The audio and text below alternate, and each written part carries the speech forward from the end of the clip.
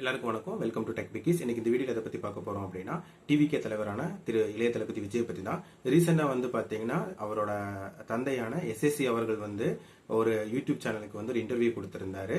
அந்த இன்டர்வியூல அவர் என்ன சொல்லியிருக்காரு அப்படின்னா, அவருக்கும் விஜய்க்கும் ஒரு போட்டி நிலவுது, அதாவது அவங்களுக்குள்ள ஒரு சண்டை இருக்கு அப்படிங்கிற மாதிரியான ஒரு விஷயங்கள் இணையதளத்திலயுமே எல்லாத்திலயுமே மிக வைரலாவே பரவின விஷயம் தான். ஏன்னா ரீசெண்டா நடந்த மாநாட்டுல கூட பாத்தீங்க அப்படின்னா திரு எஸ்எஸ்சி அவர்களுக்கு விஜய் கை கொடுத்திருக்க மாட்டாரு, அவங்க அம்மாவுக்கு மட்டும்தான் அவர் கை கொடுத்திருப்பாரு. இது கூட பெரிய சர்ச்சையாவே பேசி இருந்துச்சு. அந்த இன்டர்வியூல அதுக்கு எஸ்எஸ்சி அவர்கள் என்ன சொன்னாரு அப்படின்னு பாத்தீங்கன்னா, திரு விஜய் அவர்கள் பொது இடத்துல பொதுவாகவே பாத்தீங்க அப்படின்னா அவர் கொஞ்சம் மெதுவாவே பேசுற டைப் தான். அதே மாதிரி தான் அவர் அப்பாட்டி அவர் இருக்கிறார் போல. ஆனா இது முழுக்க முழுக்க அவங்களுக்கு ஒரு பெரிய விஷயமாவே அது தெரியல. ஏன்னா அவங்க நார்மலாவே கம்மியா தான் பேசிக்குவாங்களாமா.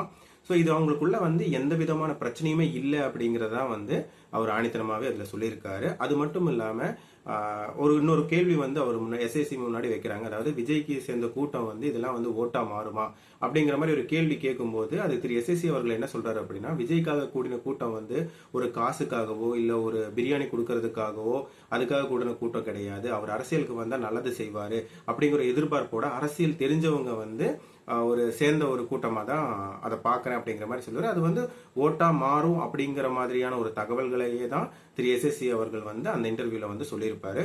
ஸோ 2024 திரு விஜய் அவர்கள் ஆட்சி அமைப்பாருங்கிற மாதிரியான ஒரு ஹோப்பு தான் இதுவுமே கொடுக்குது. ஸோ ஃபியூச்சர்ல பார்ப்போம் என்னென்ன மாதிரியான தகவல்கள் வெளியாக போகுது அப்படிங்கிற. ஸோ தேங்க்ஸ் ஃபார் த வாட்சிங் வீடியோ கைஸ். Stay tuned.